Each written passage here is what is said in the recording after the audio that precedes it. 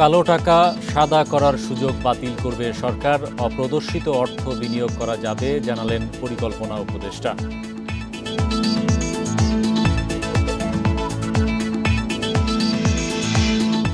এখনও দুর্নীতির সুযোগ চান অনেক রাজনীতিবিদ, জ্বালানি উপদেষ্টার ক্ষোভ, কর্মসংস্থানমুখী বিনিয়োগের তাগিদ অর্থনীতিবিদদের।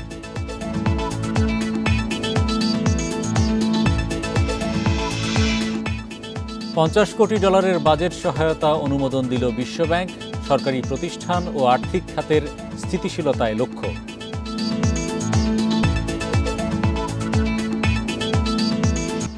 আমন্ত্রণ অর্থনীতি সারাদিনে, আপনাদের সাথে আছি আমি হরি সাহা। শুনছিলেন শিরোনাম, এবার জানাবো বিস্তারিত।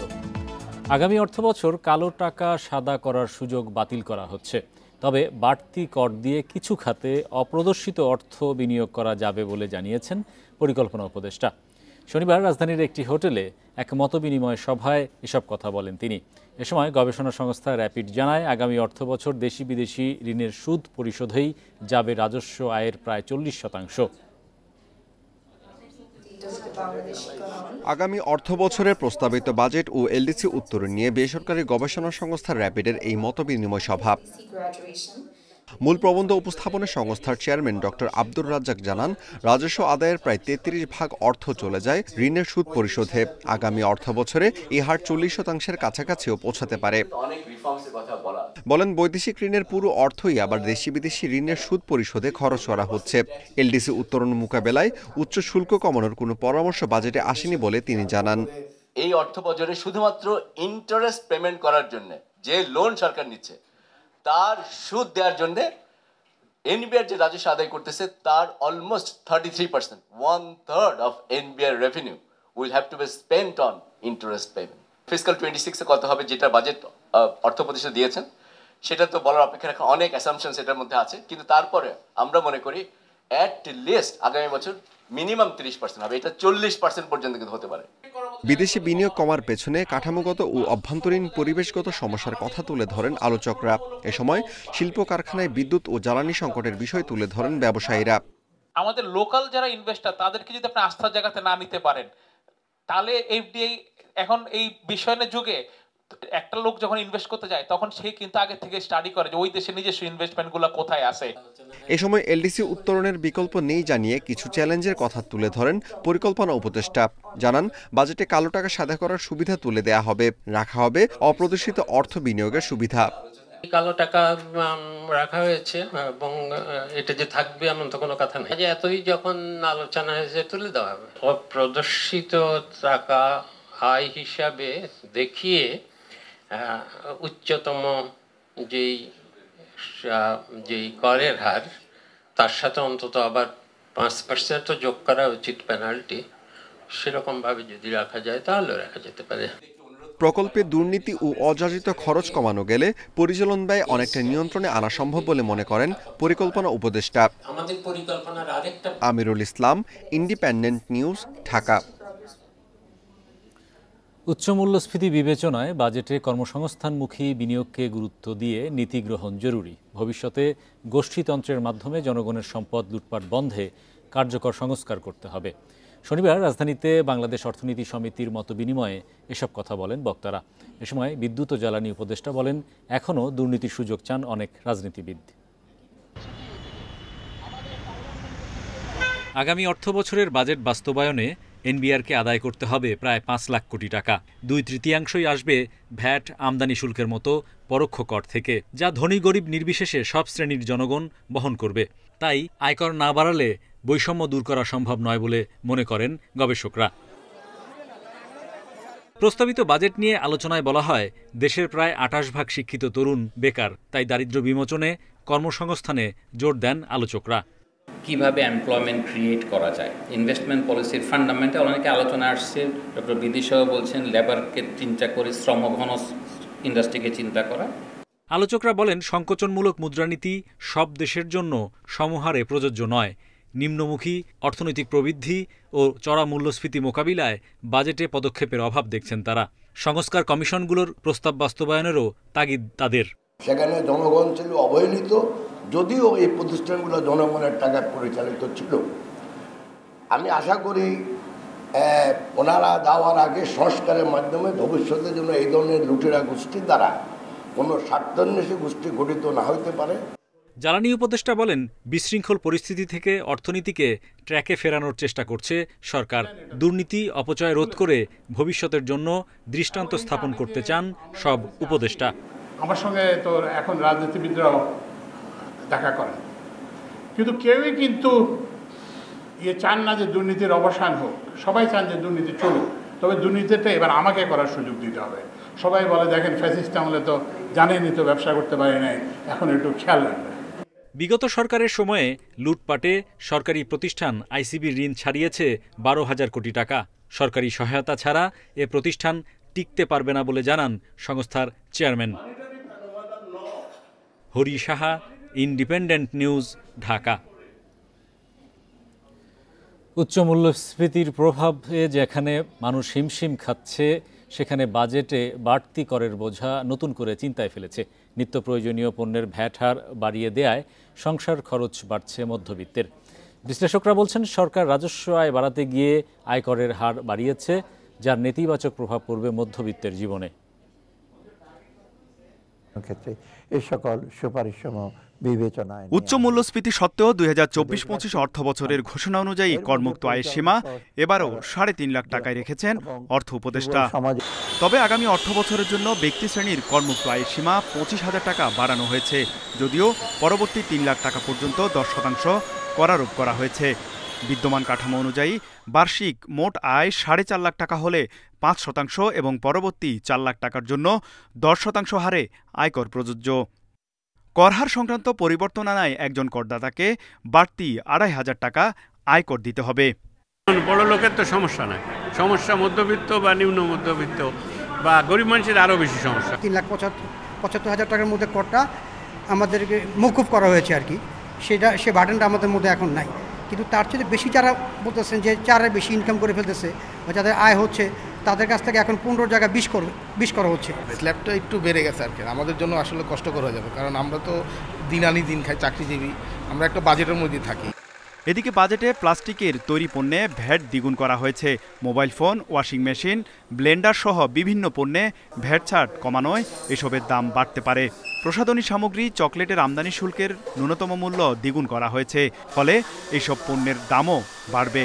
বিশ্লেষকরা বলছেন, মূল্যস্ফীতি বিবেচনায় নিলে কর ধাপের পরিবর্তনে মধ্যবিত্তের ব্যয়ে আরও চাপ তৈরি করবে। যারা সঠিক বেতনটা তারা ব্যাংকিং অ্যাকাউন্টের মাধ্যমে পেয়ে থাকেন, সো এখন আমরা যেটা দেখতে পাচ্ছি, এর ফলে কিন্তু তাদের ইনকাম ট্যাক্সে যে ভারটা দিতে তারা নাবিশ্বাস ফেলছে, তো ট্যাক্সেও যদি তাকে এডিশনাল দিতে হয় তখন কিন্তু তার আর জায়গা থাকবে না। সর্বোচ্চ পর্যায়ে 30 যেটা চার্জ করা হয়, ওইটার স্তরটা নামানো হয়েছে। মধ্যবিত্তের উপরে আয়করের হারটা এই যেটা অব্যাহতির সুবিধা তো মধ্যবিত্তরা পাবেন, কাজে নেট খুব একটা বড় ধরনের ইম্প্যাক্ট হবে বলে আমার মনে হয়। নতুন করদাতাদের আয়ভেদে সর্বনিম্ন 1,000 টাকা আয়কর দেওয়ার বিধান যুক্ত হয়েছে আয়কর আইনে। মূলত নতুন করদাতাদের করভীতি দূর করতে এ উদ্যোগ নেওয়া হয়েছে বাজেটে। তৌহিদ রানা, ইন্ডিপেন্ডেন্ট নিউজ, ঢাকা।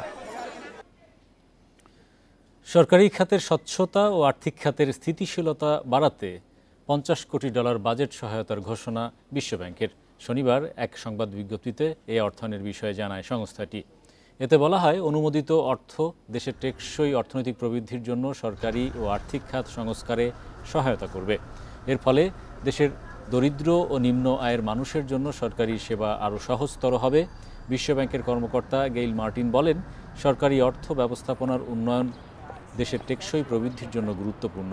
এছাড়া স্বচ্ছ ও জবাবদিহিমূলক প্রতিষ্ঠান গঠনে এই অর্থায়ন ভূমিকা রাখবে বলেও মনে করেন তিনি বলেন, নতুন এই অর্থায়ন কর্মসূচি অভ্যন্তরীণ রাজস্ব আহরণ বাড়াবে, কর প্রশাসন ও নীতিমালায় আন্তর্জাতিক মানের সংস্কার আনা সম্ভব হবে বলেও জানান তিনি।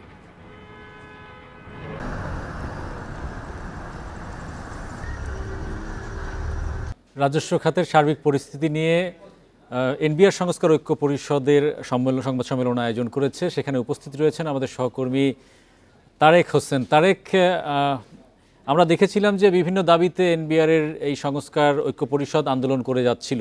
তার ফলশ্রুতিতে কিন্তু এনবিআর যে 2 ভাগে বিভক্ত করার যে অধ্যাদেশ, সেটা স্থগিত করে পরবর্তীতে একটি কমিটি গঠন করে দেওয়া হয়েছে। সার্বিক পরিস্থিতি আসলে ওখানে কি এবং কি দাবি নিয়ে আজকের এই সংবাদ সম্মেলন আয়োজন করা হয়েছে? জি, যেমনটা বলছিলেন, আসলে এনবিআর সংস্কার ঐক্য পরিষদের আজকে একটা সংবাদ সম্মেলন হওয়ার কথা ছিল, কিন্তু আমরা এখানে এসে যেটা দেখতে পেয়েছি যে আসলে এখনো পর্যন্ত সেই সংবাদ সম্মেলন শুরু হয়নি। মূলত জাতীয় রাজস্ব বোর্ডকে পৃথক করে দুটি ভিন্ন বিভাগ করার কথা ছিল, আর সেই সূত্র ধরেই কিন্তু এনবিআর সংস্কার ঐক্য পরিষদের দীর্ঘদিন প্রায় এক সপ্তাহেরও বেশি সময় ধরে কলম বিরতি চলমান ছিল। পরবর্তীতে সরকারের পক্ষ থেকে তাদেরকে আলোচনায় বসতে আহ্বান জানানো হয় এবং তারা আলোচনায় বসে এবং সাময়িকভাবে তারা কর্মবিরতি প্রত্যাহার করে নেয়। কিন্তু পরবর্তীতে তারা যেটা আশা করেছিল যে অংশীজনের সাথে আলোচনা করে পরবর্তী পদক্ষেপ গ্রহণ করা হবে, কিন্তু এনবিআর সংস্কার ঐক্য পরিষদের থেকে আজকে আমরা যেটি জানতে পারলাম, তারা বলছেন যে অংশীজনের সাথে আলোচনা না করে এবং তাদেরকে সে আলোচনায় তাদের পরামর্শ না নিয়ে বরং সরকার জাতীয় রাজস্ব বোর্ড প্রশাসন যে নতুন করে যে বিশেষজ্ঞ কমিটি গঠন করেছে 6 সদস্য বিশিষ্ট, তাদের ব্যাপারে তাদের অনেক বেশি আপত্তি রয়েছে এবং তাদের অনেককেই এনবিআর সংস্কার ঐক্য পরিষদের পক্ষ থেকে বলা হচ্ছে যে তারা এনবিআর চেয়ারম্যানের আপনজনদের মধ্য থেকে তাদেরকে এখানে আনা হয়েছে এবং এদেরকে নির্বাচন করার ক্ষেত্রে এনবিআর সংস্কার ঐক্য পরিষদের আন্দোলনরত যে কর্মকর্তা কর্মচারীরা ছিলেন তাদের সাথে কোনো ধরনের আলোচনা করা হয়নি এবং এই বিষয়টা নিয়ে মূলত আজকে সংবাদ সম্মেলন আয়োজন করার উদ্দেশ্য তাদের। এবং তারা যেটি বলতে চাচ্ছেন যে তারা যে জাতীয় রাজস্ব বোর্ডের যে সংস্কার চাচ্ছেন সেই সংস্কার আসলে আদতে সরকারের এখনো পর্যন্ত কর্তৃপক্ষের কোনো ধরনের সদিচ্ছা তারা দেখতে পাননি এবং এর ফলে তারা আজকে সংবাদ সম্মেলন আয়োজন করেছেন এবং যেটি আমরা জানতে পেরেছি যে আজকের এই সংবাদ সম্মেলন থেকে কিন্তু তারা পরবর্তীতে কোনো ধরনের কর্মসূচিতে যাবেন কি না সে বিষয়েও ঘোষণা আসতে পারে। তবে তারা যেটা বলছেন যে জি এই বিষয়গুলো আমরা আজকে এখানে জানতে পেরেছি, কিন্তু এখানে অনেক বেশি পুলিশ প্রশাসনের অবস্থান আমরা দেখতে পেয়েছি, যার কারণে একটা থমথমে পরিবেশ বিরাজ করছে। এই ছিল জাতীয় রাজস্ব বোর্ড সংস্কার ঐক্য পরিষদের আজকের সংবাদ সম্মেলন থেকে দেখতে পাওয়া সর্বশেষ। জি, ধন্যবাদ তারেক আমাদের সঙ্গে যুক্ত হওয়ার জন্য।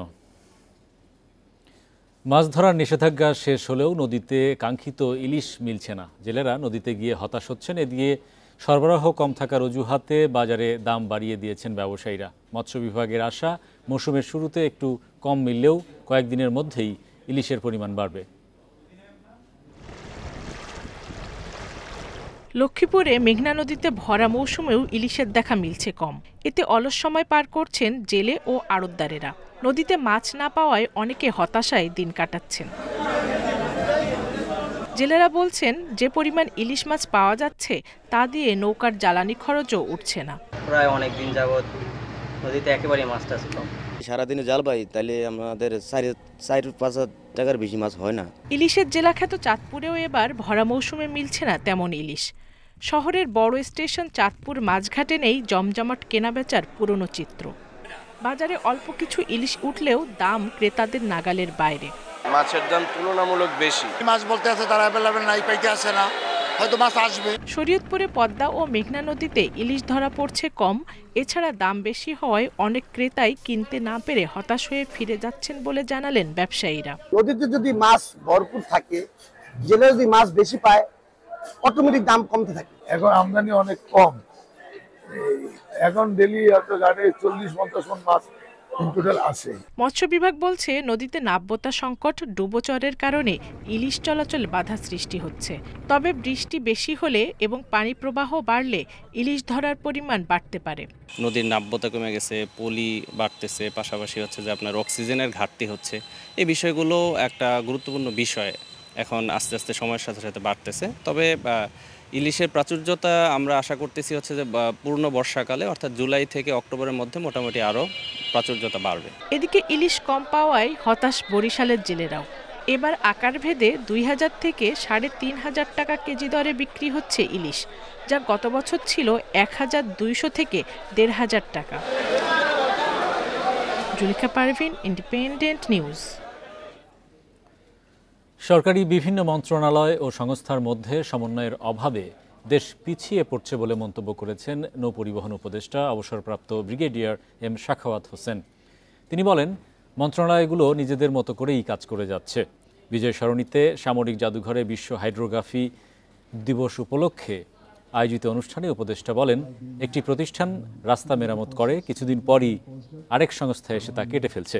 এতে জনদুর্ভোগ বাড়ে, রাষ্ট্রীয় সম্পদের অপচয় হয়।